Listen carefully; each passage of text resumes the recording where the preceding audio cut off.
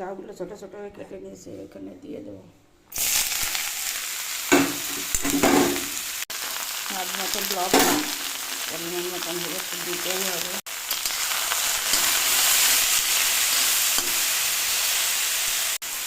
অর্ধেক ভাজা হয়ে গেছে। এখন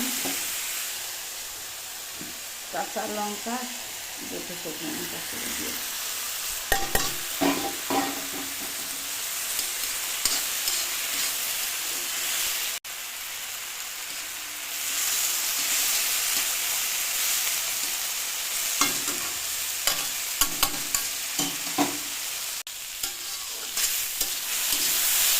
পাঁচ ছ মিনিট ভাজতে হবে।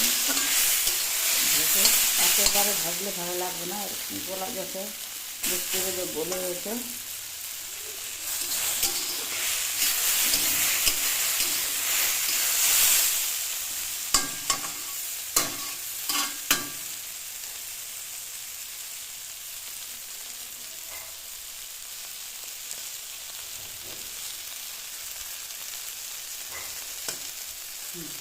গলে গেছে, তারপরে আর একটু ফোটালে পরে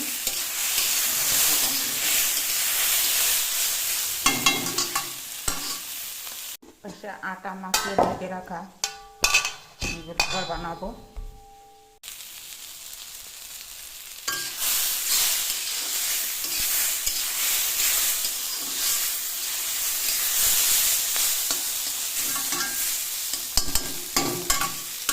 ঢেকে দিলে পরে না এই যে সবুজ কালার এগুলো নষ্ট হয়ে যায়, ডাকলে পরে এমনি ভাজা ভালো না ঢেকে দেবো। যে লঙ্কাটা না সঙ্গে চলে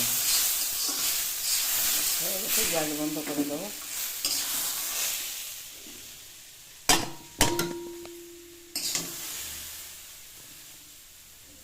ভাজাটা হয়ে গেছে, তুলে নিয়েছি।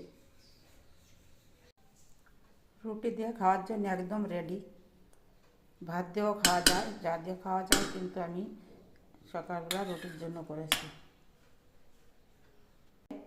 এটা রান্নার পরে আমি দুটো কলা দিয়ে একটুখানি ঝোল করে রাখলাম। মেয়ে থাকবে বাড়ি, আমরা থাকবো না ঘরে, ওর জন্য একটু, আর বাটা মাছ আসবে, একটু ঝোল করবো তাড়াহুড়ো করে, কারণ টাইম কম।